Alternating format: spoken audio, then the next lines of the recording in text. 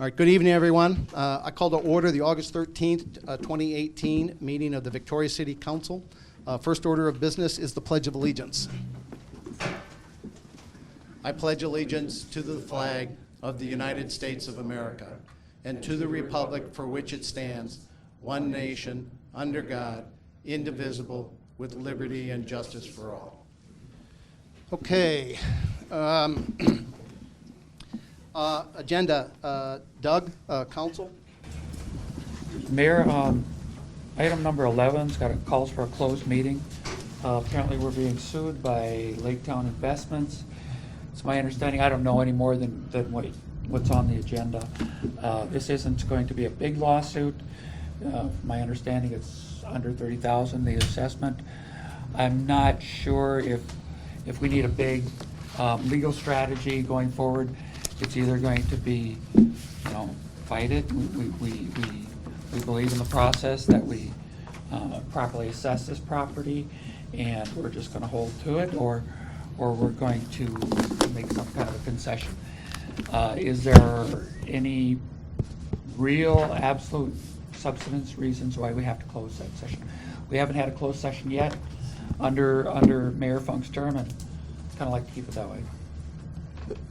Mr. Mayor, I would recommend you do hold a closed session. I'll let the city attorney go in, but we just need to talk about what your options are when you get ready to do nothing we're not. The closed session does not assume that we're going to take legal action. It just needed to talk about what the case is, and we need to do that in private. But a legal case has been filed, is my understanding? Yeah, so Mayor and Council, just a quick bit of input on that. So this is the one appeal that arose out of the special assessments for Steger Lake.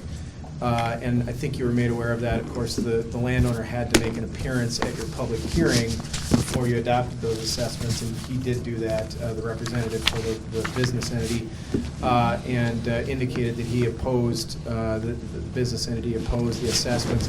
They have then since followed up and done what they need to do to make that into a piece of litigation. They filed the appeal with the district court. I totally appreciate, Council Member, your point about it is not a large amount of money. It's right that the assessment amount is not that large, and the amount in dispute, the amount that the landowner would be willing to pay in the way of a special assessment, is not very large. From my perspective, of course, the amount in dispute is not relevant to a question of whether we close the meeting or not.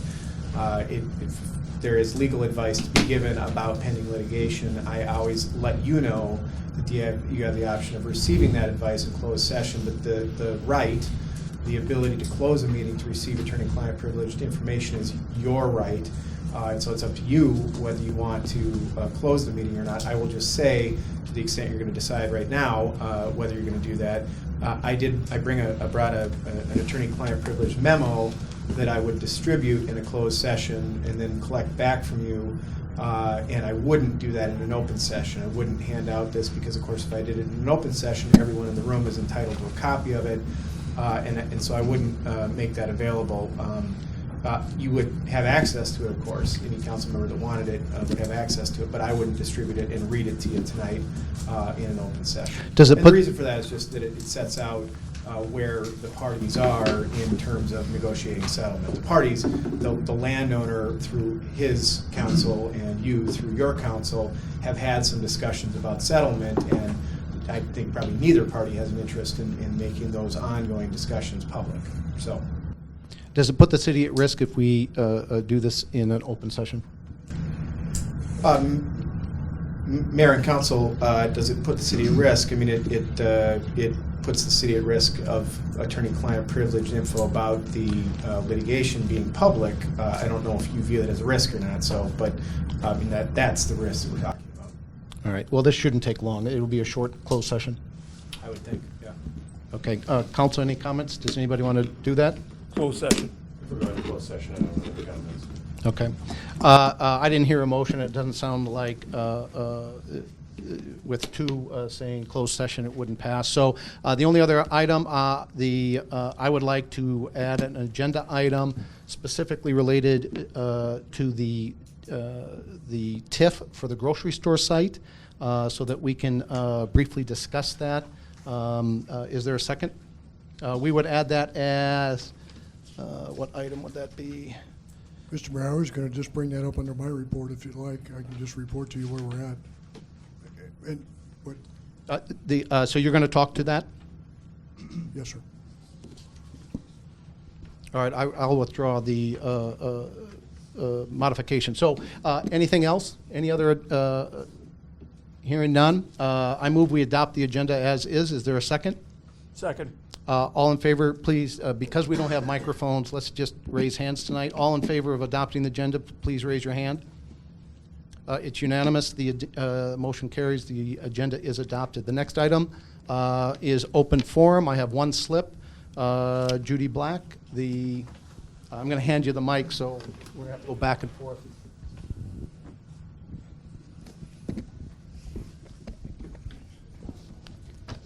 This is a lot different. Do we want Judy to face the camera or the council, or what's the best way Yeah. to do this? Come on over here. All right. Hi. Judy Black, 1938 Woodstone Drive. I just wanted to follow up from one of the conversations that we had at the town hall meeting where the mayor had suggested about the charter city so that we could have the ability to recall. So I did some research on that, and I found on the National Conference of State Legislatures that nearly every city in every state has recall except for two, which is us and New Mexico, I think. And so I looked up the Home Rule Charter City where we do have that ability, but then I found from the state that, and it's a state, unlike most states, Minnesota has very specific grounds that must be met for a recall petition to even be circulated. These are malfeasance, which means that a state official acted unlawfully in their duties as a state official. Nonfeasance, which means a state official failed to perform his duties. And serious crime, which means that the official committed a gross misdemeanor or felony. If it cannot be proven that the official has committed one of these acts, it is impossible to recall them. So I think even though it was a good idea when we were talking about it at the town hall meeting, I think what's happening is we're going to have to go to the state on this as well. I don't think we can handle it through the city. So I just wanted to make you aware of that. As I stated in the town hall, which the recording, there's technical issues, and now apparently there's only an audio. But as I stated in the town hall, I just started looking into that, so I haven't finished researching anything. I appreciate you taking the time. Once we have more time to dig into it, I will support that kind of provision. I'm guessing there's a way to do it, but maybe there's not. It's just going to take more time to research it. So if you want to leave the information, fine. But like I said in the town hall, that's one of the things I would like to include if we have the ability to do it. But state statutes, we can't override state statutes. So anything else? Okay, no, that's it. All right. Thank you. Doug? Is there anybody else that would like to address the council? All right, seeing none, we'll close the open forum. Next item, consent agenda. Anybody has the ability to pull items off the consent agenda? Council, staff, members of the public. So at this point, does anybody want to pull up? Go ahead. I'd like to pull items F and item H. So H. Item Up. F is the line striping on some of the roads, and H is the new cameras for the city council chambers. Anybody have anything else? There, I'd like to pull item A, the minutes, item G, accept Park and Rec, Wait a second, item G, accept Park and Rec, okay. G, and item L. What was that last one? L, appoint Lakes and Park Quality Advisory. Okay. Anything else? Hearing none, I move the way that this works is we'll approve the consent agenda and then immediately take up the items in alphabetical order that were pulled off. So at this point, I move we approve the consent agenda minus items A, F, G, H, and L. Is there a second? Second. All in favor signify by raising your hand. Motion carries unanimously. The next item, Councilmember Gregory, you said A, which is minutes of, and the town hall minutes. Go ahead. Yeah. Do you have a, do we need another mic? Thank you. Okay. Just the minutes from the town hall. Just a couple points. It says all council meetings, workshops are live streamed. A number of people contacted me and indicated that they couldn't find it live streamed. Was it live streamed or not? It failed. So but people were able to see it on MediaCom, but not live stream? Mr. Mayor, my understanding was that the operator did not put it on live streams. I don't think it was on live stream, and I don't know.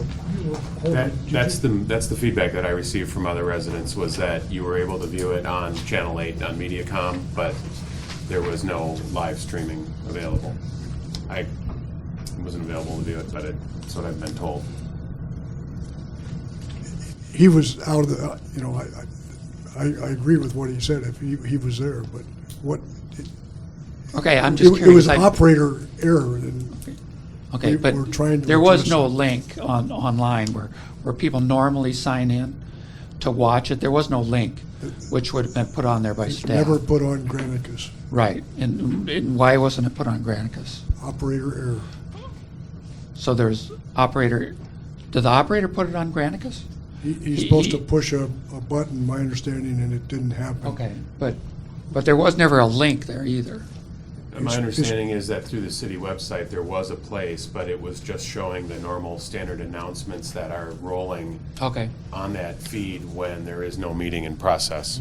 So then we did lose the recorded video, that disappeared. Is that correct? Mr. Mayor, Gwen, can you help me out here? The video recorded for approximately 46 minutes, and it did not go on Granicus because that is something, it's integral to the recording. So if you don't record it, if the person operating the video recorder doesn't activate Granicus, no, it won't go there. It'll be like a blank, as you say. There's nothing there. There were 45 minutes that got recorded on a backup drive, and I'm going to try to explain this. We actually had someone else come in and look at it to see if we could get it online, but we can't because of a compatibility issue with the way that it was recorded on the backup. What we do have is the full audio, and that's what we put out on the website, so people can listen to the entire town hall, but no, there is no way to actually view it. You are correct. Okay. And then if you look at the minutes, it said it started at 6, which that's my recollection. And then it ended at 7:50, which is also my recollection. And if my math serves me, that's an hour and 50 minutes. And the audio online is hour and 20 minutes. And I noticed that we have the beginning of the meeting, we have the end of the meeting, but somewhere in the middle it was cut a half hour. I'm not sure how that is. So Doug brought that up to me as well. I wasn't at the meeting, and I listened to the entire audio. He asked me to listen to I cannot explain the timing, but everything is on there. I'm sorry, but it isn't. I listened to it as well. Okay, I didn't hear any part that was an obvious miss, so I forget. I wrote down the time where it was cut. Okay. But anyway, so we're missing a half hour. As an outcome of that, do we want, Councilmember Gregory, do you want to make an amendment to the minutes to reflect at least your recollection of what Well, was I'm- covered in the missing I period? guess I'm wondering, is there any legal ramifications to videos disappearing and somehow a half hour of meeting getting lost in the middle? Is there, Mr. Vos, is there a legal ramification? I mean, Mayor and council members, it sounds like there was a technical glitch or somebody didn't push a button, or I'm going to display my ignorance about how this all works, but no, I mean, cities occasionally fail to tape record or video record something. There is no, I mean, let's start with the premise that there is no legal requirement that you video record any local government meeting. You elect to do that here, which many cities do, of course, but, so there is no obligation to do it in the first place, and if you, through operator error, failed to catch part of the meeting, no, there's not a legal issue with that. Okay, very good. No, I just wanted to bring it up and have a discussion about it. Yeah. Mr. Mayor, let me just add a little bit. Go ahead. We know we've experienced some inexperienced operators, and we're trying to deal with that. We're looking at different vendors to see if we can come up with a better option, and we had great difficulty tonight actually bringing in a different group to do it, and so we're very much focused on getting the best job done we can, and won't stop until we get there. All right, thank you. Next item, the Councilmember Striegel, number F, street striping. Thank you. This is a fairly quick question. Let's see, where is Kara? There she is. Thank you. So we had two bids, and they're literally, one is double, a little more than double the other. And we don't see this too often where there's that big of a disparity. And it always makes me ask the question when that does happen is, are they truly equivalent? Did they really get everything? And, why is there such a huge disparity? And then kind of the follow-up to that is, do we have experience with the lowest responsive bidder? And then following that is, do we monitor the work over time to assess the quality, the reliability, the durability over time? In other words, are we going to end up having to redo this work more quickly because of lesser materials or something that kind of explains the gap, or literally less than $11,000 to nearly $22,000 for the two bids. So it seems hard. It's kind of a head scratcher why they would be so far apart. Here you go. Councilmember Striegel. One of the things that we have been experiencing more and more is the ability to find contractors, not only to find them, but ones that are able to submit a bid.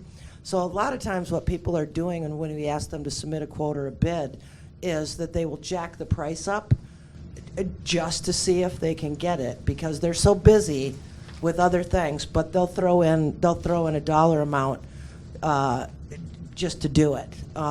We have had Sir Lancelot, who was the lower quote, do work here previously. With our street striping, just so you know, we do roughly about a third of the city every year. So the work, generally this will happen every 3 years because of traffic, because of snow and ice control. So it's a constant street maintenance program that we have programmed and budgeted for. So. Yeah, the striping itself did go up just a tiny bit this year. Usually it's been under 9,000 or under 10,000. So So the lowest bidder was actually consistent with what our budget expectations were for the project? yes, Okay, thank you. Yes. That really, and it doesn't sound like, with our previous experience, we've had negative outcomes. No. No reason to eliminate them from future bidding? Nope. Okay, thank you. Next item, G, accept Park and Rec Board member resignations. Councilmember Gregory, did you pull this one? Yes, I did, thank you. Yep. Just want to recognize both Ava Ewald and Jim Thomas for their time on the board. In particular, I didn't get a chance to meet Jim or work with him much, but I did work with Ava Ewald when I served on as the liaison to the Park and Rec. And just a little note about Ava, she started with us when she was a junior in high school and was with us for a couple of years, and now she's moving on. I think she's going on to the U of M, if I'm not mistaken. But I just want to thank both of them, but I thought it was pretty cool to have a junior in high school sign up for one of our committees and take the time out of her busy day to join us and be part of that as well. So I wanted to thank her for that, both Jim and Ava for their time. And for those that don't have the list, we should note that their resignations are due to relocations. So thanks to both of them. Next item, Councilmember Striegel, H, approved purchase of council chamber video cameras. Thanks, and actually this was a good segue from the conversation earlier. So additional cameras, better coverage, et cetera. I think the staff, and I think as a council member, I've been pretty dissatisfied, I'll just say, with the AV system, the computer system that serves the council chambers nearly since the city hall was built. I think there's been many outages of the monitors and just a number of problems that have been kind of ongoing. And so, as we look at adding additional equipment and thinking about, did those problems get resolved? Is this the same vendor? Is there warranty that we should be requiring to be, to resolve these issues before we expand, our installation and our service with them? And, part of that is, do we understand the root cause and, just where are we going in general? Because I think I feel like we're creating a lot of liability with, especially recently, with gaps and missing recordings and everything else. So I'd like to see this, if we do go forward with this, I'd certainly like to see this be part of a more holistic, get this thing right, kind of once and for all. Mr. Mayor, we totally agree with you.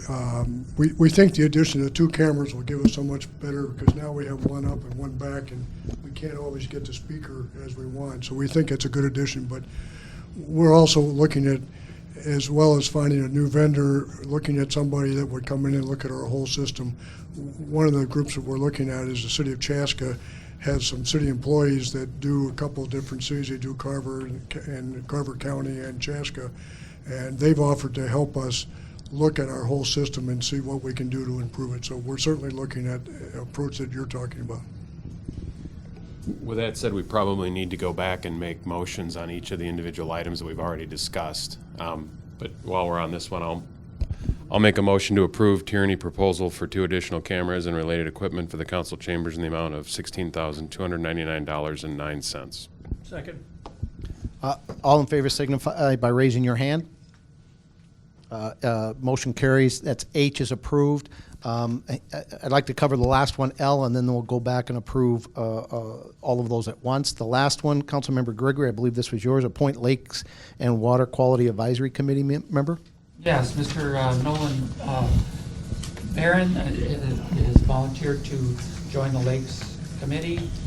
And again, that's a big deal. People taking time out of their day, busy days, to sign up for these committees. It's a big time commitment, and I just want to make sure that they get recognized for that. So I'll make a motion to thank and approve, propose a motion to appoint Nolan Barron to the Lakes and Water Quality Advisory Committee. Seconded. All in favor signify by raising your hand. Motion carries. L is approved. I move that we approve the remaining ones. Item A, minutes. Item F, street striping. And item G, accept park and board member resignations. Is there a second? Second. All in favor signify by raising your hand. Motion carries. All items on the consent agenda have now been approved. Next item of business is the visitors presentation. I think I saw Al Orson. Al, is this you? Yes, Mr. Sorry, Mayor. didn't want to put you on the spot. Mr. Mayor, we have several Alliance members this evening, and I don't know if they're going to tag team or if it's going to be one of them. But the Lions Foundation is asking to provide a presentation, and they do have an additional request for some funding. And with that, Dave, Matt, Perfect. All right, sorry, Matt. That's okay. Thank you, council, and thank you, city employees. My name is Matt Bergman. I was the past president of the Lions during the building project that we just wrapped up here in July, and I think it turned out very, very well. From what I hear, it sounds like that facility is booked through the month of October already, so it's going to be a very positive thing for the city of Victoria, and I think it'll be a nice revenue stream by the time it's done and based on all the improvements that we did. As what happens with construction, sometimes there's some unforeseen circumstances. This was a design build project, and that we avoided having expensive engineering fees and architect fees, and many Lions members, including myself, came together and we were donating a good portion of our services. So to back up, for those of you that don't know, at Lions Park, we used to have a picnic shelter there. And it was determined that we wanted to create a new home for the Lions and a new community event center that people could utilize and have a wedding there, have child graduations and stuff like that. So this building got nicer and nicer as we went on throughout the process. It was determined that instead of the garage doors being wide open in the summertime, that it was such a nice facility that the city had also told us that it was desired to keep the doors shut, add access control so that it would be better protected and preserved. And then also, as we came across this, the Lions decided as a group that we wanted to add some improvements to this facility. Things that would help for the city to be able to rent this facility more often. Those improvements that we deemed important, because the garage doors are now shut, is that we decided to add a patio on the west side of that building so that there's more community gathering space. As the picnic shelter was shut before or open before, people had picnic tables in there. Now they have an outdoor area that they can go to. Also, we added audio-video equipment. So we added speakers and a TV for presentations and for community organizations to use. And we also had about 7% in change orders from our original budget. So those were things that were related to increased lumber costs, drain tile, stormwater, utilities, and concrete. The improvements that the Lions had agreed to increase our donation on was the AV equipment and the patio and fire pit. Okay? So these two items add up to an overrun of $84,000 of what our original budget was. Being in commercial construction, I can tell you that is very in line percentage-wise with what typical change orders might look like on a project. And for something that was design build, I find that to be very, very reasonable. The Lions were willing to step up and cover all of these fees because we are donating this back to the city. But what we're asking for is for us to increase our payback to the city on a monthly basis, not change any of the terms, but for the city to help us and extend the loan in the amount of $84,000, but we would still pay it all back in time, in the original schedule. Thank you, Matt. My assumption here, Mr. Vos, is there's no issues here from a legal point of view. We're doing this, any changes in the agreement or anything that needs to be made to accommodate the request? Yeah, so Mayor and Council, as you can see from the memo, I wasn't asked to look at this, so I can't say that. That sounds right to me, Mayor. I did work on the original agreement, so I have some knowledge of it, but I haven't looked at it recently, so I can't answer that. All right. What I'd like to ask the council then is, unless there are any objections, I'd like to get, I think we need to answer that question to make sure that there's not an issue here. Assuming there's no legal issue, I would agree that we would go ahead and prove this, and I guess if the council wishes, and I'll turn this over for discussion in a moment, if the council wishes, we can approve this conditionally upon the city attorney's review and approval if there's not a legal issue. So with that, let me turn it over. Council, questions? Quick question: is this more or less conduit financing? We take the bond out, and the Lions pays the debt service. Is that sort of the equivalent of what we've got? Councilmember Striegel, in this case, we're not taking out any bonds for it. We're just using existing cash reserves for it. So there's no bonding, legal requirements, or anything of that nature. It's basically a zero-sum game for the city. Yes, although they are paying interest on it, so we are collecting an interest rate that's comparable to what we'd be earning on our own investments. So, How many years? I believe it was 10 years. Does that sound correct? That is Yes. correct. so I move that we approve this on the condition that the city attorney does not see any sort of legal issues with the agreement. Is there a second? Second. All in favor signify by raising your hand. Discussion? Oh, discussion? Go ahead. Discussion. What's the current monthly payment they agreed on? What's the current monthly payment they agreed on? What's it gonna go to? $33.70 a month is the current payment on the original $345,000, and anticipated it'll go up probably to $4,100 or $4,200. So it's not, so 40, that's per month? About $41.25. So what is that, $700 or $800 a month? Additional. Yeah. What we're paying today. And what percentage of your total cash flow is that? Most of this is coming from our gambling revenues, and this is probably about 50% of our gambling revenues, so that still leaves us with money for charitable donations. So the increment is 50% or the total payment is 50%? The total payment would be about 50% of our total monthly revenues. Of your gambling fund? Yes. So, okay, so this basically changes it from 50% to a little bit more, It's currently less than 50%. less than 50%. Up to about 50%. of our average monthly revenues. I hadn't realized your gambling revenues were sliced so much for this building, 50%. Well, interesting. Any other discussion? All right, we have a valid motion on the table that's been seconded to approve this pending city attorney review of the agreement to make sure there's not a legal issue. All in favor signify by raising your hand. Aye. Yeah, motion carries unanimously. That is approved. Real quick, as I look through the presentation, Doug, I see these other things where they're requesting additional items as part of the presentation and will require ordinance change.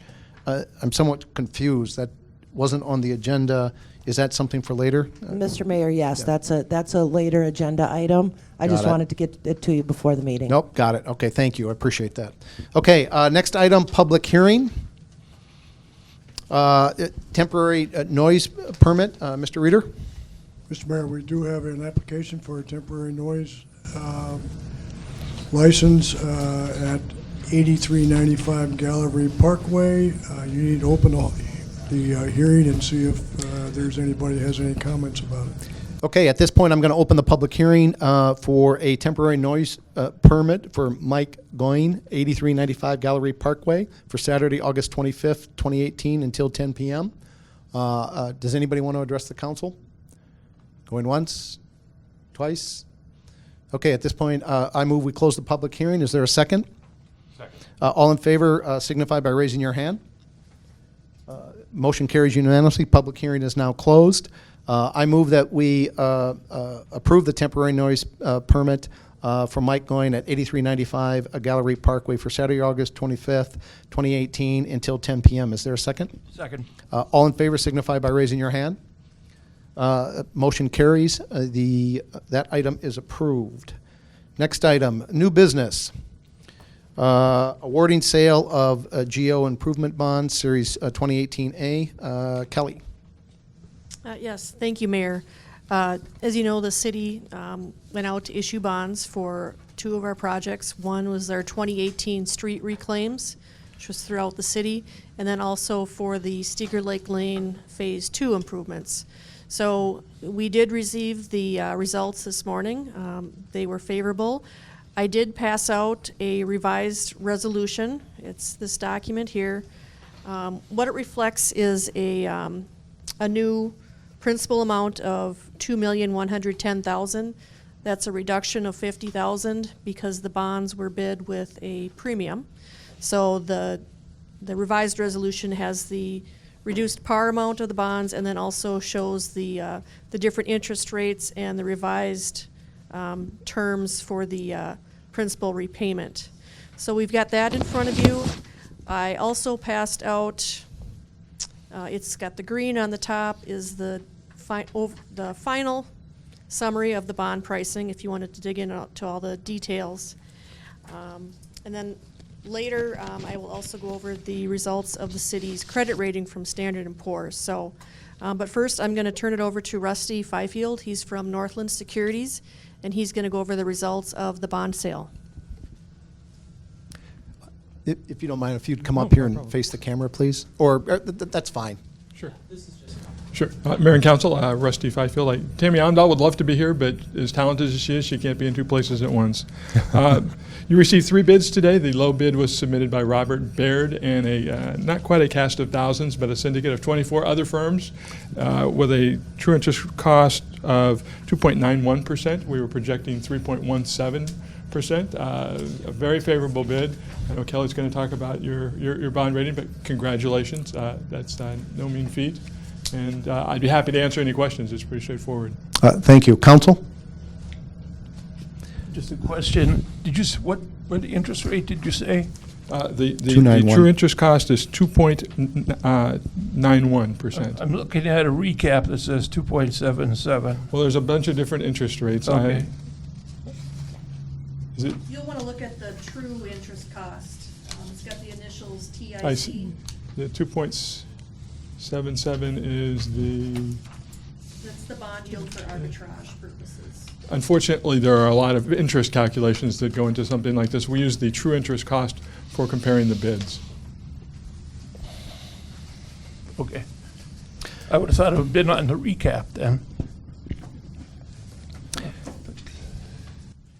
Anything else? No. Any other discussion, council? Seeing none, I move we approve the resolution awarding, or I move we approve the awarding of the sale of $2,110,000 in general obligation improvement bonds, series 2018A, fixing their form and specifications, directing their execution and deliver, and providing for their payment. Is there a second? Second. All in favor signify by raising your hands. Motion carries unanimously. That is approved. Next item. Mayor, sorry to interrupt. I wanted to go over a little bit about the credit rating. Oh, I'm sorry. Go ahead. Okay. I did pass out a presentation on the city's bond rating. We were just thrilled to get the upgrade from Standard & Poor's. They raised our rating from AA+ to AAA on the city's existing general obligation debt. The AAA rating is the highest rating available from Standard & Poor's.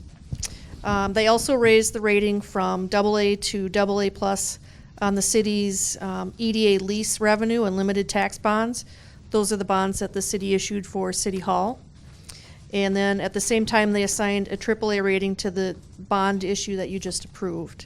The outlook is stable, which means they expect no change to our rating in the next 2 years. The city's last rating increase was to AA+ in November of 2009. Thank you. Council, any comments? First of all, I want to draw attention and thank Kelly and the staff for the excellent work that has allowed this to happen. I want to read just a couple of quick sentences that came from the agenda item, and it states in part, the S&P ratings summary stated the following: the raised ratings reflect the city's strong budgetary performance, very strong reserve levels, and very strong economy with extremely strong market value per capita and very strong incomes, supported by very strong management policies and practices. So that's a lot of very strongs, and so again, thank you for that work. One question with respect to the upgrade. Does it, I mean, it doesn't retroactively affect interest rates on any existing debt. So, for example, the EDA lease bonds, what does that mean when they increase the rating on a bond that's already in the market or in play? Unfortunately, it really doesn't benefit us. I think in the resale market of those bonds, the current bondholders are going to be very happy because their bonds are now worth more. And it might help with future bond issues that, the city has gotten this upgrade. But then going forward, we'll see the benefit of that AAA rating. The current spread between AAA and AA plus is about 10 basis points. So on this existing bond issue, if that spread holds, we're looking at about savings of $23,000 on the life of the bond issue. And then going forward, as we issue bonds, we'd see hopefully that similar type of spread. So one other thing I did want to mention is, this doesn't happen with the help of a number of people. So I wanted to thank Tricia Pollock. She's our accounting technician. She does a great job with all the city's day-to-day work, which allows me to focus on more of the strategic things like the bond issues. I'd like to thank Doug Reeder and Lori Hokanen, who've been great to work with as city managers in this process. I'd like to thank the rest of the team at the City of Victoria. We've got great department heads that are careful with their budgeting and their spending. I'd like to thank Tammy and Rusty and their team at Northland Securities in helping us with such clean bond issues. I'd also like to thank our auditors at Abduek and Myers. They do a great deal of work in assisting us with preparing our CAFR, or our comprehensive financial report. I know that the S&P looks very closely at that report. I'd also like to thank the Finance Committee. We have a bond attorney from Kennedy and Graven, Jenny Bolton, that works with us a great deal. And then finally, I'd like to thank the council as well for your supporting the Finance Department. So, Good work. thank you. Council, any other comments? I ditto everything that Councilor Striegel said. We have, I said, a world-class finance organization. I guess you can't have a world-class organization in a small city, but that's what I think. Good work. Thank you. All right, next item, and 7B, Lion Shelter Draft Rental Agreement and Proposed Fee Schedule. Thank you, Mr. Mayor. I did hand out a packet prior to the meeting that has a cover on it like this. As you know, the Lion Shelter now has been rebuilt, reconstructed. And so one of the things that we've been working on internally was a rental agreement. The shelter now offers quite a few amenities that were not part of the original open air shelter. And so we did, as a staff, we did a lot of research on other charges and other fees and other policies and procedures that similar facilities have in place. This is somewhat of a unique shelter. We haven't found one that is like this at all anywhere, but we've come close on a couple of them. So this item is just to get some feedback, provide staff direction. The draft agreement is also in your packet, and I've highlighted in red some of those discussion items that ideally I'd like to get some feedback on. So we have been getting inundated with calls on rentals, and we're booking out already into December for different events. And so obviously several of the questions that we get instantly are, can you have alcohol there? Can we sell alcohol? Can we bring kegs in? Can we have glass in the shelter? So we're looking at weddings that are coming in, graduation parties. So right now, the only thing allowed within the park system is beer and wine. There is no glass, no kegs. So the Park and Recreation Committee reviewed the draft at its last meeting and seemed to be supportive of having alcohol within the shelter itself, not opening it up to the parks, but having the ability to consume and or sell through a vendor per state law, and then also allowing within the shelter glass and kegs. But there wasn't a lot within the agreement that changed otherwise. The hours stayed the same. It's in a residential area, and we didn't initially feel comfortable going past 10 o'clock at night, especially with music and doors open. So that stayed the same. The rest of the policies are very similar to what we have now, except that the cost, the proposed fee schedule increases the cost to rent and also increases the deposit amount because it does have such wonderful amenities within that we're a little leery of what could potentially happen down the road. So with that, I mean, the first question I guess that I would really appreciate some feedback is if you would allow, or would the city allow the consumption of alcohol within the Lions Shelter. Just as a note, there are not many park systems that I know of that allow anything more than beer and wine in them. A lot of them have no consumption at all, but some do allow beer and wine, which we do. So this is kind of new territory for us. The communities that allow the sale and or consumption are, more like community centers that do offer similar hours to what we're looking at, but most of them are monitored by a staff. So these are kind of the things that we're looking for some feedback on. So first one, allowing the consumption of alcohol within the Lions Shelter. Council? I think if it's, is this thing working? If it's controlled properly inside the building, does this mean you'd have security officer there all the time or part of the time? Or The only proposal that we would have security is with the sale of alcohol. We would make it a requirement to have security on site through the entire event. Otherwise, just the consumption of, we wouldn't require that. Or we're not proposing to require that. well, I think it's should be considered at least for a vigorous discussion. Go ahead, Tom. Thank you. Did I hear that right? You were still going to close it down at 10 o'clock? Is that Correct. okay? So if people wanted to have a wedding, that's not compatible. Most communities that have that provide this type of service, they do shut down at 10 o'clock. So I don't view that as being an issue. How about the neighborhood? Do we need to give them more notice of this? Are they comfortable with allowing that kind of service? Yeah, I know that the Lions provided a neighborhood meeting for the residents prior to the construction of. So these really, I mean, the key items that we're discussing tonight really are the big items that would change.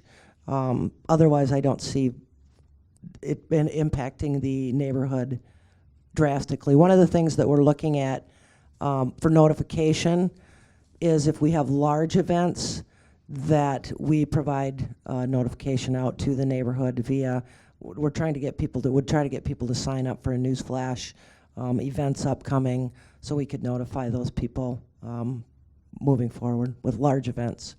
Okay. Personally, if it closes down at 10 o'clock, I guess I am in favor of that, allowing that kind of service. My general view is it's okay until it's not, right? So, have we had any complaints or issues or anything to date with any events that have been held? It's a beautiful facility, and I'm thrilled to have it there. It's a great upgrade, and want to make sure that everybody sees it that way. Yep. We currently are following our current approved rules and regulations, and we've just started booking and had events starting August 1st. So A little early to tell. it I is. understand, right? Plus, yes, we're still operating under the existing rules. Is it, and I'm probably looking as much at, well, they're gone. Okay. Is it considered a kind of a deal breaker if even requiring security at the expense of the renter, anytime there's alcohol served, even if it's not for sale but brought in by the hosts and served? And many communities or many event centers that have it make that a requirement of the renter. What's your feeling on that? I think with just the consumption, I'm not as worried about it. initially, and I think that one we could see take a wait and see attitude or approach to it. My guess is that it's happening already and probably just not legally. So I'm just not as worried about that necessarily as And again, it's larger events. It's okay until it's not. So I assume that this is something that is open for the council to reconsider at any time if this becomes an issue and Yes. needs to be changed. Yep, correct. And then my last question is with respect to item number 3, the glass containers and keg beer. And to me, the kind of the key words are within the shelter. And so I think the idea of having glass in a park area remains, will always be a concern. And so what is what's the action to make sure that things don't end up in the park and injuries, et cetera? Yeah, and that's a real challenge, I think, with that one. The keg beer piece, a lot of times it's plastic cups, so there's a benefit to that. But I suspect with the beer and wine, I'm sure that's coming into the park system in glass, but people are keeping it in a cooler and pouring it out. And we haven't had a lot of problem with that. So I'm thinking within the shelter, within the confines, if people follow the rules, I don't see that being an issue right off. But again, we can look at that down after we have some experience. And I don't want to overly burden it at this point, but just make sure we're keeping an eye on it, keep everybody safe. Thanks. I'm generally in favor of this with the shutting it down at 10. I don't think we should have glass there. There's just too many problems that I think come out of that. I don't have a problem with kegs. I don't know if we want to serve hard alcohol, though. And it doesn't look like we do that regularly. Today, if I'm reading this right, it's only with special events, right? With permit, yeah, with temporary and we permits. would continue doing that going Yeah, forward? and that's more to like the Lions Club. They are required to do that. Got it. So an event, say I have my wedding there, we wouldn't allow it unless there was because it has to be a nonprofit organization as a sponsor. So that becomes challenging for private residents that want to hold that type of event. Got it. The final point is I want to make absolutely sure that the people that live in that area that are going to be most affected and impacted by this are fully aware that the council's considering this. Are you comfortable that everybody in that area has had a chance, first off, to be notified, and secondly, had a chance to provide any input they may have towards the city? And that's something that certainly we can do. I'm not opposed to that. Yeah, I think this is a significant change. It's a great facility, but this is clearly going to change the dynamics as far as the use, and I want to make sure that they have a say in what's going on right next door to them. So, Yep. And one of the things too we're doing, along with the notification, if we've got noise, say a band is coming in, we are requiring a noise permit to be applied, which then notifies the neighborhood of that sort of thing as well. So. I know, specific to that point, a number of residents have talked to me before about Floyd's, and I'm not picking on Floyd's here, but the people have asked, can we do anything about that? Well, Floyd's has been there; it's an icon here, right? And we can't. Is live bands? Is that really going to cause a problem with all of those residents? Because it's not enclosed at all, is it? Isn't that sound going to carry? The shelter itself can be closed. We can shut the garage doors in the summer.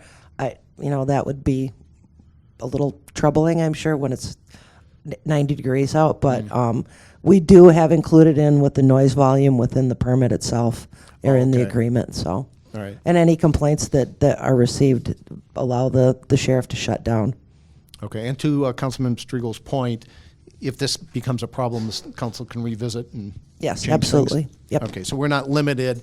Once if we approve this, it's not that if we start experience problems, we can go back and make adjustments. Yes, Got it. and all three of them would require a change in the ordinance, the park ordinance, so that it would come back to you for approval. Got it. Thank you. Council, any other comments, questions? Just one more comment, question. We've got the Bethesda proposal coming up. I'm just curious, have they looked at this? Are any concern about noise, alcohol issues? Yeah, it's so new that we haven't had an opportunity to talk to them about that. Thank you. Further question? I take it the Lions had a long talk with the neighborhood about when they started building the concept that they would have an event center. So it's no surprise to the neighborhood that they're going to have weddings, graduations, other types of celebrations happening, and therefore you're going to have some degree of noise. I mean, it's a little late in the process to change the reason they built the building. Yep. So we have to be careful here. Yep, and I think too, the feedback that I have gotten, and we still continue to have events just like we have in the past. But the feedback I get mostly is a concern about parking, on-street parking. And one of the things that we're going to propose is that any event that, again, is over X number of people, that we will make sure that the streets are parked, no parking on one side, because that parking is going to be an issue when you start having large events. Then also the noise issue, I think, is another thing that we're just going to have to monitor. So, but I mean, we've had picnics and graduations and live music there forever. So I don't know if the neighborhood should be shocked by anything. Go ahead. Just out of curiosity, what is a large event? From my perspective, it's 100 people over, and if there's music, live music, amplified music, because we've got enough spots in that main parking lot for about 33 cars. So then you end up going to the middle lot. But if you're like anybody else, they want to park close. So they will start parking on the streets and as soon as that lot is full. So. All right. Do you have what you need from us then? I think so, yes. Thank you. Okay, next item. Mr. Reader. This is the League of Minnesota Insurance Trust Workshop offer.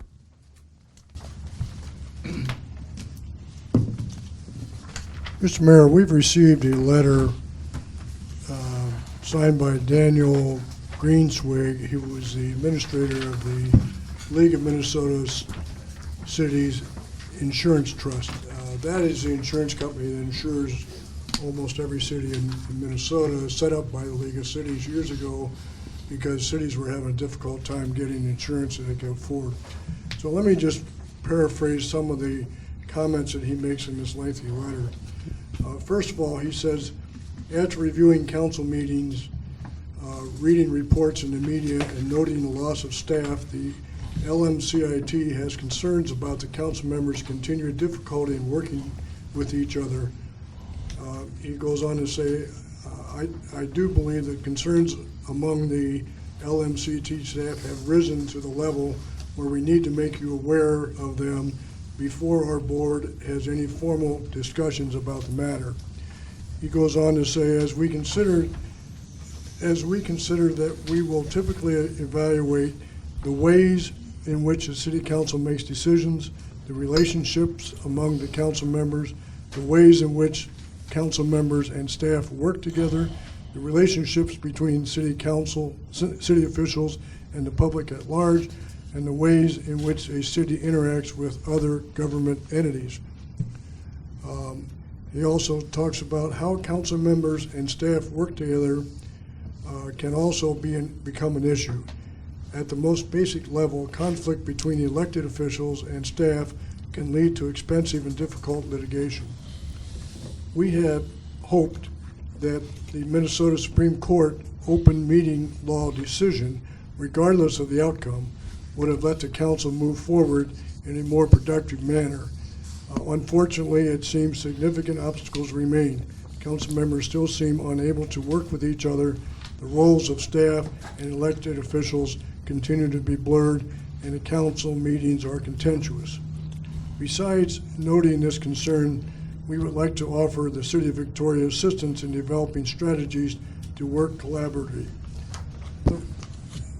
The rest of the letter, Mr. Mayor, goes on to describe what they would like to do to work with the city. They'd like to offer their consultant, who is an attorney, works full-time for the League of Cities, to come and meet with the city council and staff in a workshop to try to see if they could relieve some of the tensions here that they are concerned about that might eventually cause additional legal expenses, which would have to be bared by the league trust. Let me just read you a couple other things. This is not a threat on their part, but it's a warning that there are going to have discussions about the city of Victoria.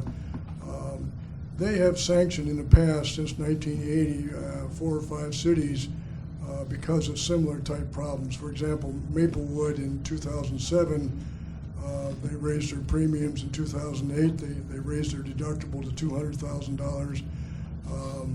In 2009, they finally let Maplewood off the hook in 2011 when they thought things got better. In Greenfield in 2009, they gave them a $200,000 deductible. And finally, I think Greenfield got off in 2013. The city of McGrath, which I have no idea where that is, in 2009, their liability coverage was restricted to bodily image and property damage, so it wouldn't count some of the stuff that we've experienced. Lake Elmo in 16 and 17 experienced a $200,000 deductible, and they still have that today. So, Mr. Mayor, those are the kind of things that they look at when they are trying to protect the other member cities from excessive legal bills. So what they're asking is that the city agree to have a workshop with the official they bring in, no cost to the city, and then what we'd ask you to do tonight would be to pass a motion to set a date for that workshop. I've asked you to look at your calendars and see what might work for you. I'd make some suggestions. One of the dates that they offer, first of all, they say they'd be happy to do it on several Saturdays where they can go as long as we might need to. They've also told me they will work during some evening sessions, although what they found in some cities is that evenings, they don't have enough time, they have to come back for the second evening. But the dates that I would suggest to you might work easily for the council would be September 24th, which is a regular council meeting night.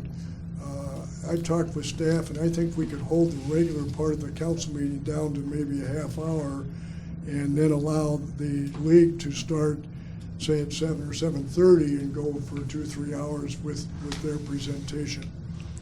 The other day that strikes me as possible is October 1, which is a Monday, no council meeting scheduled, which I thought might be appropriate time for the council to look at it. But you have all the other dates in front of you that they are willing to look at. Mr. Mayor, I think it's extremely important financially for the city of Victoria to set a date and to do this workshop. I think it would help try to not allow our insurance rates to increase. So I would ask that you do set a night tonight. Councilmember Striegel, do you have a date? I think either the 24th or the 1st are acceptable for me. Councilmember Vogt? Same. Councilmember Gregory? Same for me. All right.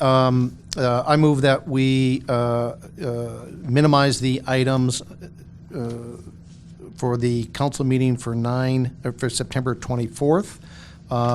Keep that meeting short, and then do the workshop immediately as soon as we finish the council meeting. I can't do the 1st. Could we also move that up to maybe a 6 o'clock start, just to get Good out point. there a little earlier? I thought that might be good. How about with the notice, does the council have any objections if we do it at 5:30, like a workshop? Right? Mr. Mayor, we'll set up a special meeting if that would work for everybody. Yeah. I think that would be helpful. Let's do that. Let's provide the notice, set up a special meeting. I move we set up a special meeting of the council for 9/24 that begins at 5:30. We'll minimize the items on that agenda so that we can do this workshop. Is there a second? Second. All in favor signify by raising your hand. Motion is approved unanimously. Thank you, Mr. Mayor. Right. Do we need to, since we're calling the special meeting, that's a regularly scheduled meeting at 6:30, do we need to pass a motion to cancel the regularly scheduled meeting? Mayor, that's probably useful to do, sure.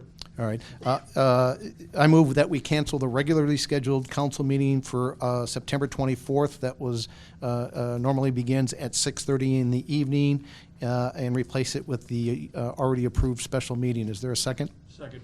All in favor signify by raising your hand. Motion carries unanimously. The regular council meeting for the September 24th rather is now canceled. Is that all you needed on this, Doug? Yes, Mr. Mayor. Okay. Thank you. Next item, Parking Task Force. Pat? Good evening, Mayor, members of the City Council.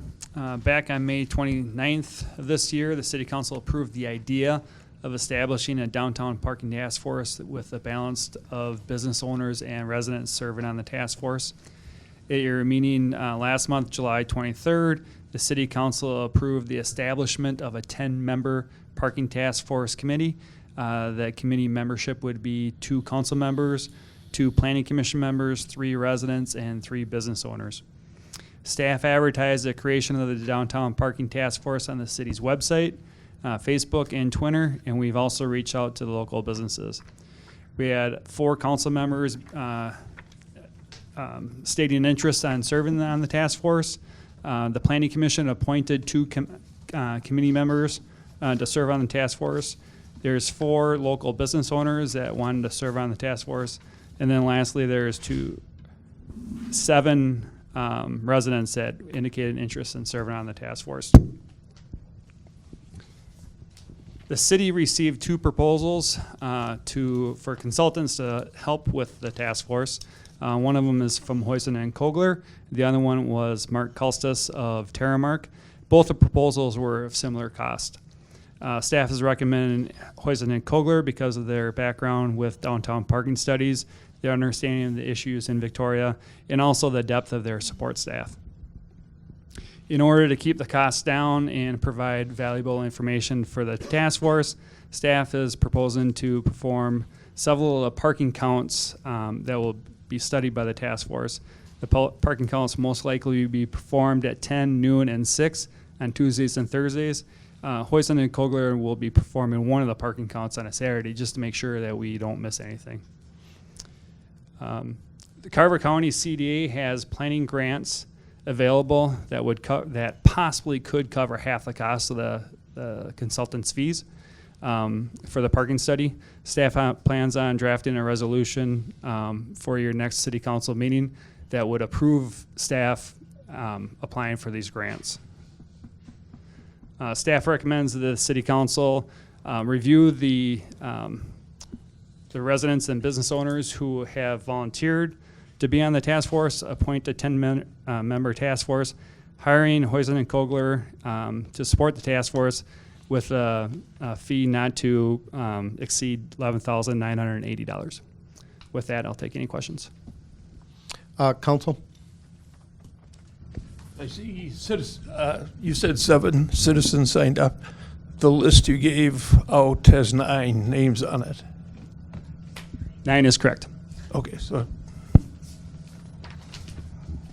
Do we have a I was counting too quickly, sorry. Do we have a copy of that, please?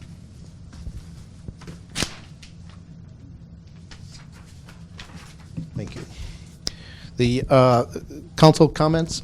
Any other comments, rather? comment. Some of the citizens are listed are running for office. I would. It's my personal opinion. If you're running for office, you shouldn't be on this committee. Any reason why? Reasons would be it's going to be a fairly complicated and controversial decision-making committee, or at least recommendation committee to the city council, and this is going to get political without having people that are running for office in this committee. It's my opinion. I would share that opinion. I think between the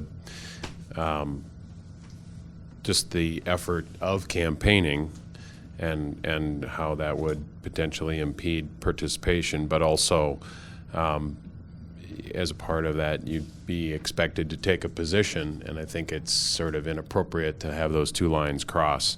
until, things are settled and who's who is known in terms of elections.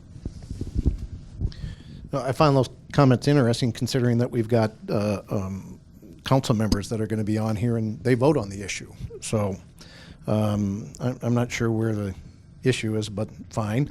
At this point, we need to, unless there's further comments, we need to see if we can come up with a consensus for the council members. How does the council want to do this? Rather than writing down on a piece of paper, I think we should voice our support for whoever wants to be on it. For all four of those, I guess Planning Commission has already said. So we have to pick for the other three categories. But for the council members, I'd be happy to serve on it. I'd love to serve on it. I've been a resident of this community all my life, and I've got a pretty good perspective on the downtown area, the downtown parking, the history of it. I would very much appreciate being on this committee. I support Councilmember Gregory. I don't really think it makes that much of a difference which council members are on there. Council member vote, everybody's volunteered for it. Councilmember Striegel, are you willing to withdraw your name to get us down to 3, or do you want to serve on it also? I will withdraw my name in support of Tom Vogt. All right, I'll support Tom Vogt. Tom Vogt, you still want to be on? Too many times. Myself. Okay. That's 3 votes. Councilmember Crowley's not here. I support Councilmember Gregory.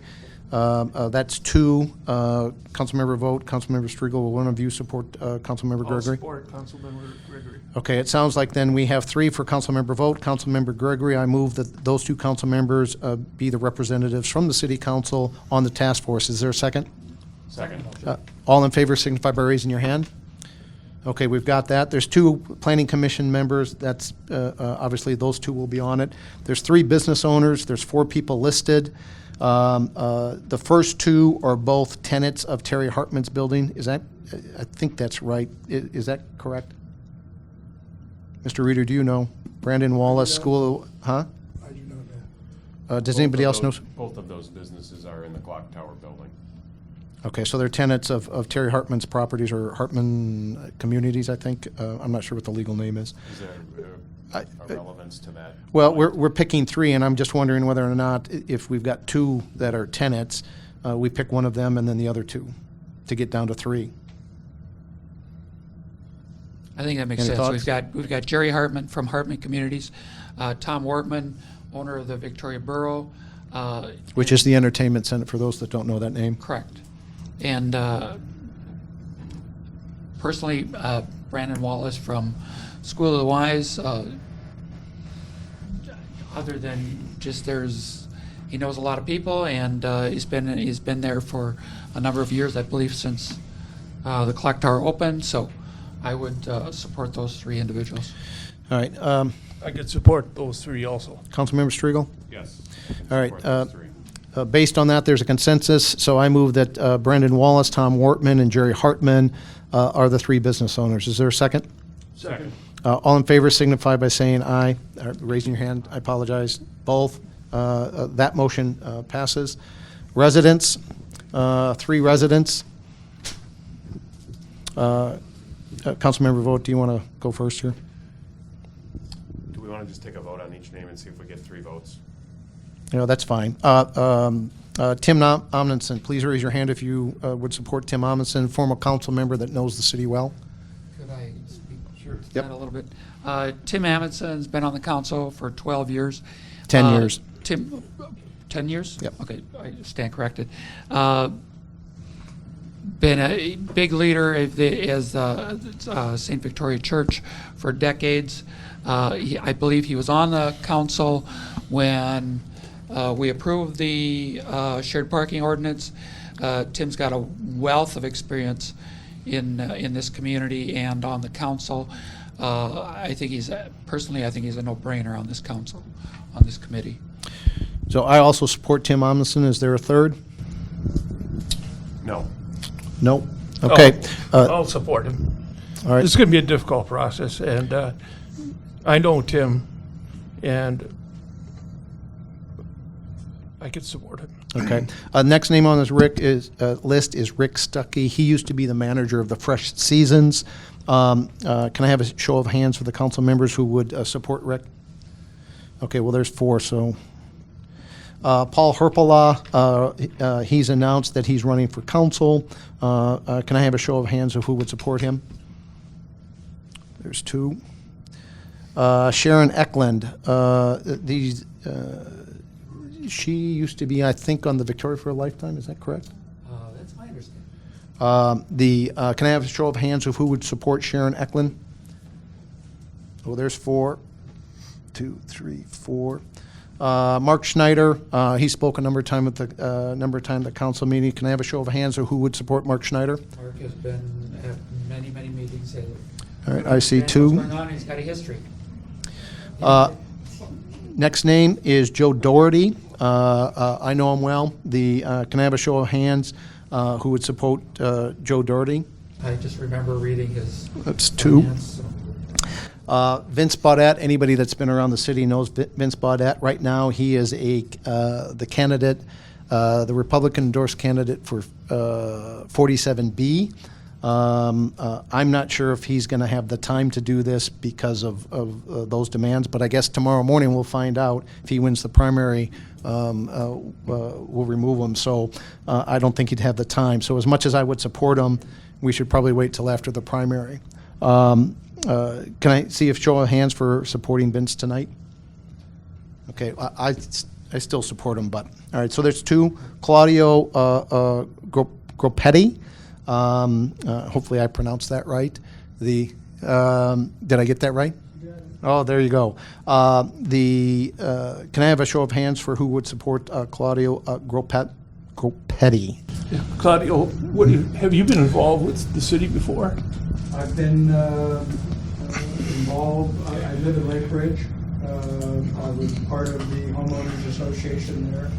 I've been in Minnesota 20 some odd years. Victoria about 9 years. I bring a different perspective to it in that my technical background, working for people like UTC and Honeywell and General Electric, stick with the facts. A lot of politics in the city of Victoria, a lot of good intentions. I really don't care about any of that. I just want parking. And I look at it totally wide open and let the facts and the logic impact my vote. Okay. Oh, sorry. Thank you. Can I have a show of hands for Claudio, please?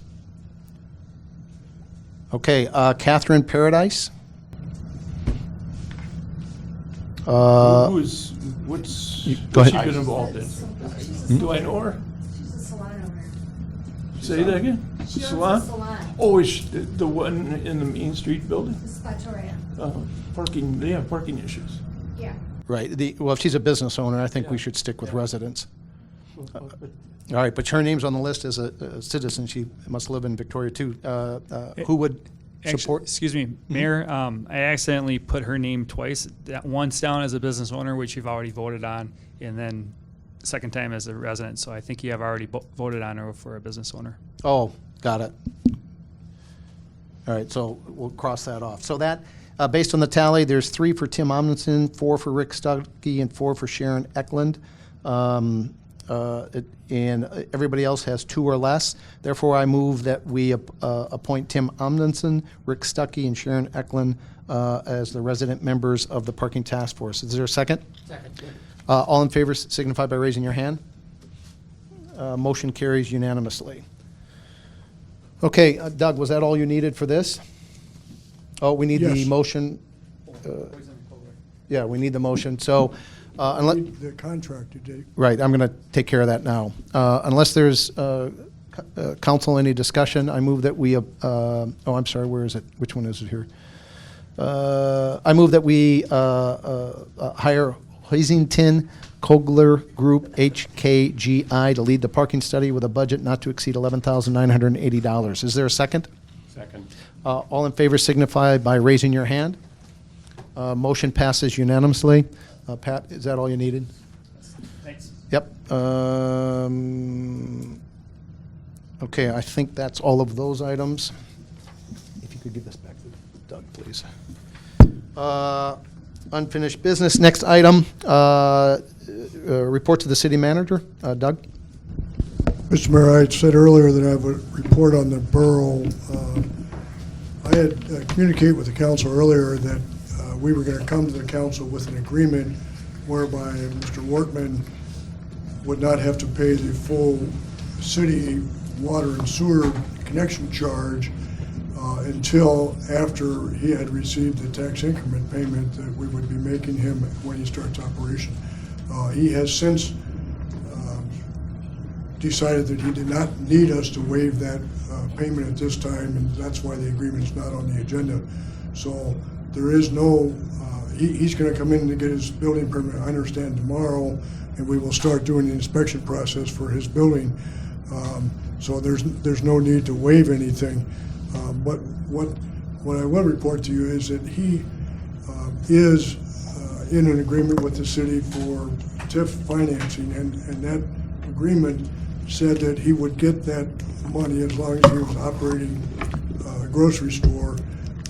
The legal opinion that we have received from our legal counsel is that if he operates any other business in that building in accordance with our zoning, a business that meets the zoning, which what he's proposing to do now, that once he starts operating that, he would be entitled to get the back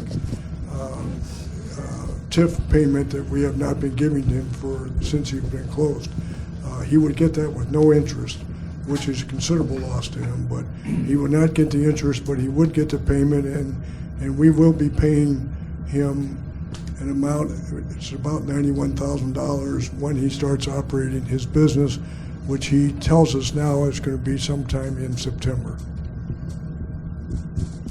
So I have real issues with paying any TIF on this. I spent time talking with Tim Amundsen, who was on the council when the TIF agreement was originally approved by that council, and it's his recollection and what he's told me, and he's sent numerous emails to the whole council and Mr. Reeder.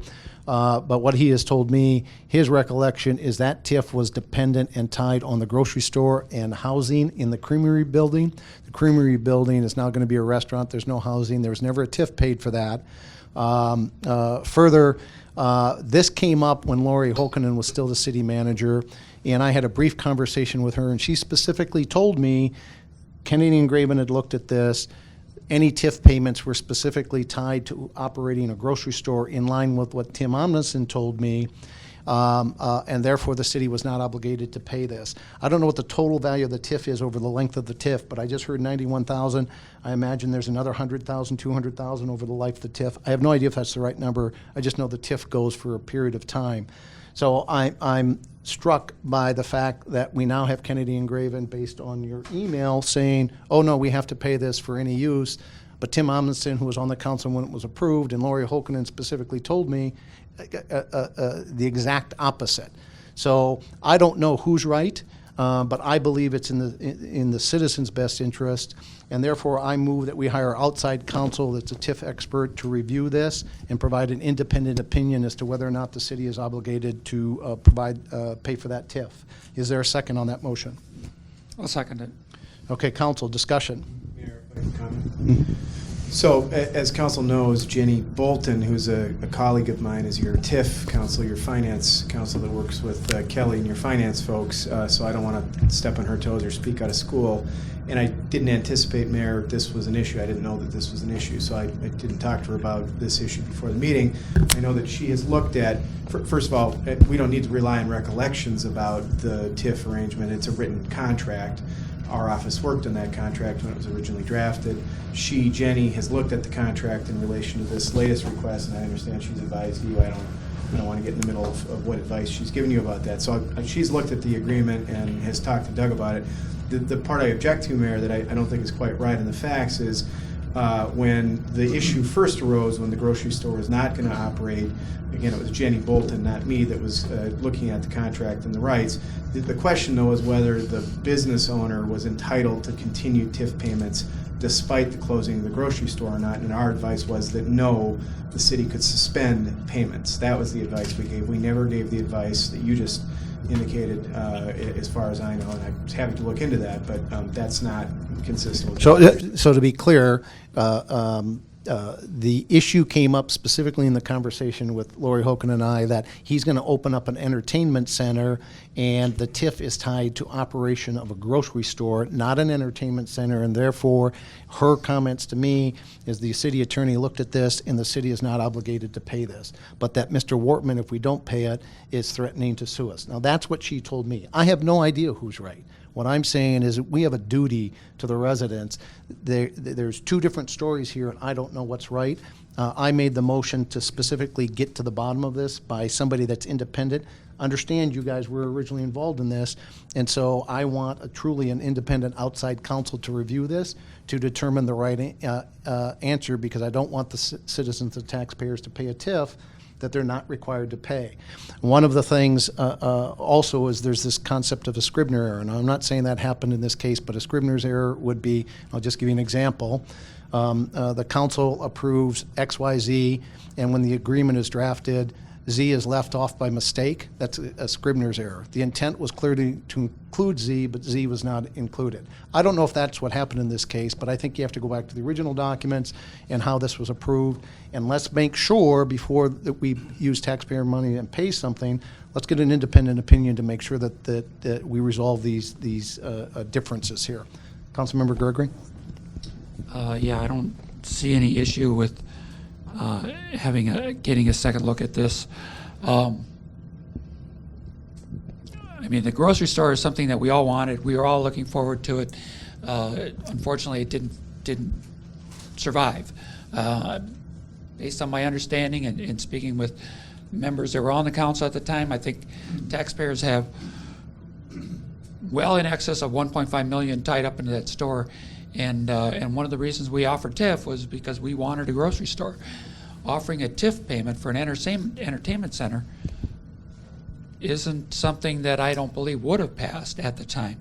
Everybody's telling us we've got parking issues, and an entertainment center is going to exasperate that parking issue. We've got this is a problem at all levels of government. Government steps in, helps create a problem, and then they turn around and tell the taxpayers, well, I've got to raise your taxes to fix this problem, and that's exactly what's going to happen here. We're creating a parking issue, and now we're going to go to the taxpayers and tell you that we've got to build you a $5 million parking ramp, and offering a tax break to help exasperate that problem just doesn't seem to make sense.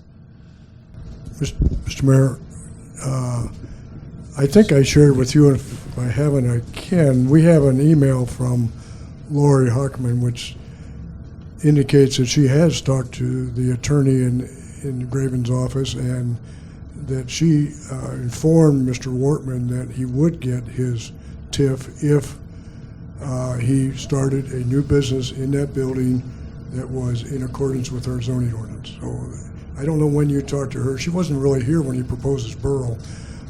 But subsequently, that's the email that and I have a copy of.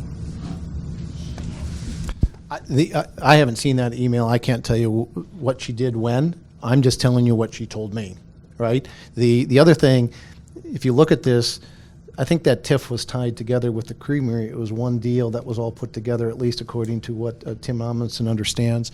And we didn't give a TIF when the creamery was developed as a restaurant.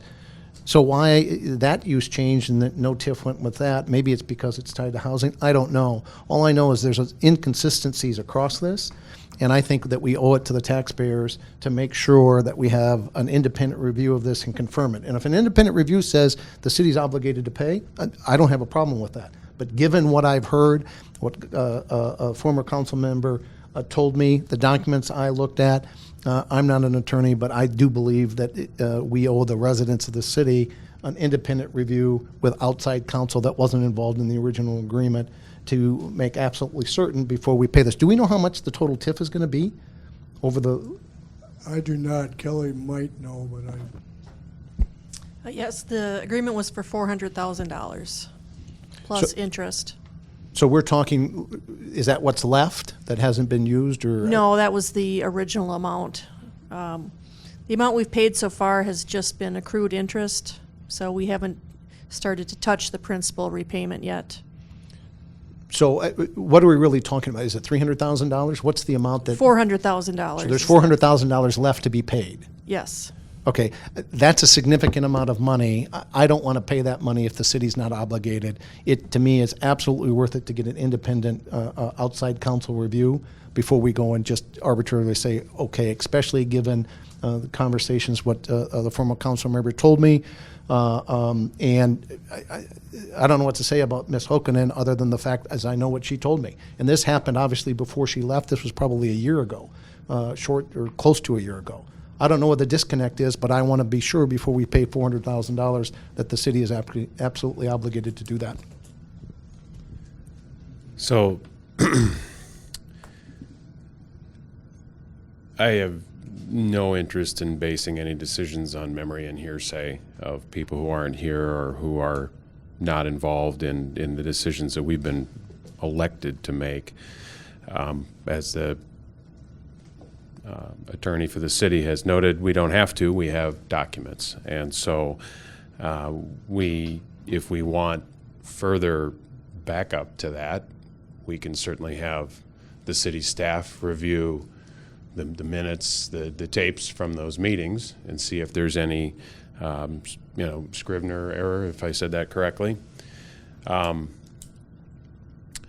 I also, I'm scratching my head a little bit about a $5 million parking ramp. Maybe Councilmember Gregory could enlighten us a little bit about where that came from. I think we all looked at a parking study at the last council meeting related to this project, and it was approved, and Planning Commission reviewed it. It was all approved that there was adequate parking. The hours of operation begin at 4 p.m. They more than met their needs, so I'm trying to figure out, but again, you'll have your opportunity to respond to that.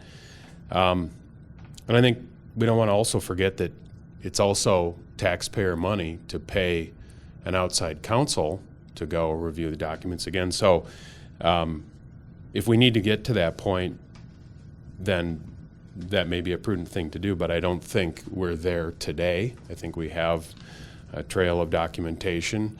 And it was my recollection from the, well, let me say it differently. During the discussion about TIF and Mr. Wortman's request to the city in the past to continue payments while there was no business operating, the city declined, citing the fact that the documents, which we had in our hands at the time, specifically said that there had to be a business operating at that address. I don't believe it was specific to the kind of business, but even if it was, I look at it and I think, do you really want an empty building? Is that a better outcome than and no tax revenue coming in? I don't think that's a great solution either. So I think it's I think the path we're on to get the documents reviewed. And again, if you feel like there's a need to go back and review tapes, if there's any ambiguity, then feel free. But I'm happy to see that that building will have some business in it again and be operating. First of all, I'm not sure where Councilor Kennedy or Gregory's comment about parking came from. One way or another, that parking lot's going to be used for cars, so it's part of the basis, the base capacity that we're going to start our parking study from, and Mr. Wortman gave us a parking study that satisfied us. So I'm not sure where this whole thing is going to produce a car ramp. But to get back to the basics, if we bring in an outside counsel to look at this, they'll have to look at all the meeting tapes over a period of 1 or 2 years. They're going to have to look at many documents. This could cost us $15,000 in legal fees, I would think, and take quite a while before somebody come up with an answer. I agree with Councilman Striegel that the staff should just go back and look at some of the records. And Jenny Bolton, was she the one that worked on the original contract with? Yeah, Mayor and council member, that is my recollection, yes. She certainly was one that was advising Lori during the time the mayor was talking about. And as I've said, that wasn't the advice we gave, but I believe she also worked on the original contract. I think it would be appropriate for her to spend a few hours to verify what she thinks happened and what was in the original contract. That would be much cheaper than paying an outside counsel and starting from scratch. So at this point, and the other thing I'm really concerned about is this thing is dragging on to the point where we're going to scuttle that business proposition. So first of all, going back to the TIF that hasn't been paid, what has the city done with those funds that weren't paid in, what is it, has it been a couple of years? I believe it's been 2 years. They're currently still in our TIF 4 fund. We have a separate fund just for TIF, so they're just accumulating in that Yeah. fund. So we didn't do anything like pay taxes to the county or anything like that? No, we The money can't, is still we in can't our do coffers. anything with that TIF money other than Okay. what was in the original plan. And then one thing to note, with the original TIF agreement, the initials on the document were MTN. So I don't know if that meant Mike Norton drafted it or what the process was for that. So, Yeah, I mean, that's the kind of fact finding. If you want to dig into the facts at the time of the agreement, that I don't know. All right, council, further discussion? Thank Go ahead. you. That was the topic of many comments here. So, just a couple of things here. First of all, the parking. The reason we're doing a parking study is because the entire city is telling us we got a parking problem. It's not Mr. Wortman's problem that we have a parking problem. And with that, I am excited about Mr. Wortman coming forward with this project. This is a neat project, but it's whether it's worthy of TIF or not, that maybe or maybe not be spelled out in that agreement. But again, it's not Mr. Wortman's problem that we have a parking problem. Once he opens up his business, that lot that is typically full of excess parking will no longer be available for excess parking. Those cars have to go someplace. And that was my reason for a comment. It was somewhat offhanded, and that we're going to need a $5 million parking ramp. But it'll be interesting when it all is said and done, what that parking study tells us we need, and it would not surprise me one bit if they tell us that we need a $5 million parking ramp. Anyways, that's where that comment came from. As far as reviewing meetings, I think that's a good idea. Let's go back and review the original meetings, but not only those meetings, but when that building reopened as Victoria Market, I've watched those council meetings too, and I recall there was discussions whether or not opening it up as a Victoria Market was the same as Fresh Seasons. And we weren't sure that TIF applied to Victoria Market, but it ended up being close enough where they said, okay, Fresh Seasons, Victoria Market could be considered one and the same. But there were discussions. And again, I don't want to go hearsay or recollection, but I had a conversation with Ms. Hokanen as well, and she told me the same thing, that she didn't believe Mr. Wortman operating as some other business other than a grocery store would qualify for TIF. That's my recollection. All right, further discussion? All in favor of the valid motion on the floor to hire outside independent counsel to review this to confirm that TIF payment should be made if that building operates other than as a grocery store. All in favor signify by raising your hand. All opposed signify by raising your hand. Motion does not carry. It's deadlocked 2-2, so the motion does not carry. Next item. Doug, did you have more reports? I do not. City Attorney? No, Mayor, thank you. Councilmember Striegel, any reports? No report. Councilmember Vogt? No report. Councilmember Gregory? I have no report. All right, so we're going to have a closed meeting. Before we close the meeting, I want to let everybody know. Well, this is the first one. I want to make sure, Bob, it's your legal opinion that if I read this closed meeting portion here that's on the agenda in front of me, that will satisfy all open meeting law requirements to close the session? Yeah, we're going to close to discuss pending litigation, attorney-client privilege. We have to cite the statute. You see that the statute is cited there. And we have to identify the matter, the legal matter that we're going to talk about. You see that that's identified there as well. So reading this section 11 will satisfy all open meeting law requirements. All right, just for the record, so the public knows, when we go into closed session, I'm assuming the mechanics are we will hold it here, so we'll have to ask everybody to leave. Once the closed session is done, and once we're in the closed session, there's a couple of points I think we need to make just to make sure everybody understands.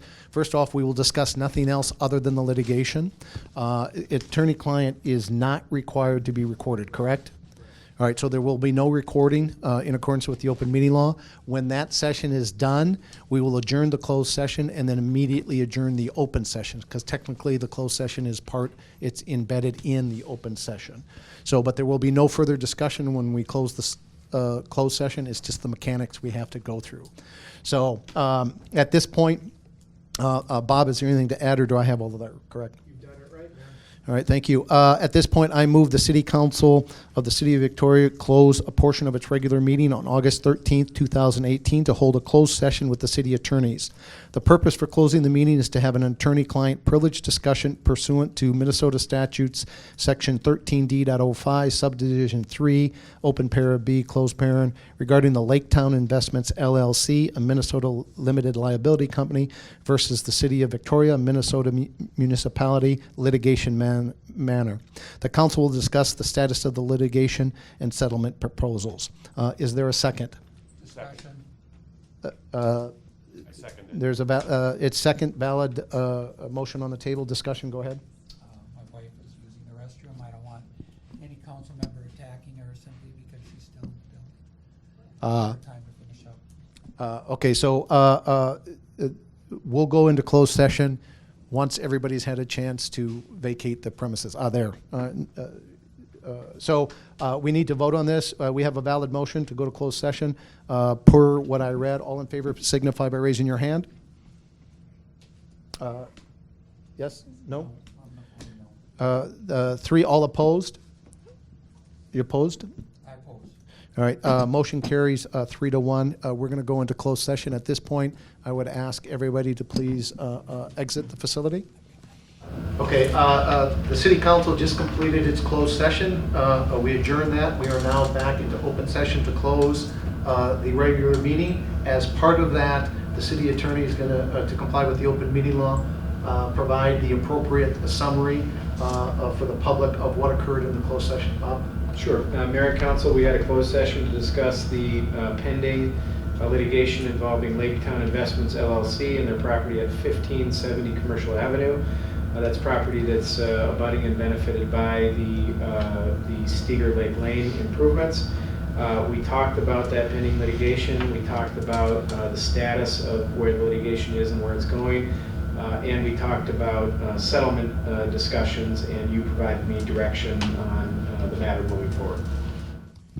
Thank you, Bob. At this point, there can be no additional discussions. I move that we adjourn the open session. Is there a second? Second. All in favor signify by raising your hand. We are adjourned. Thanks, everybody.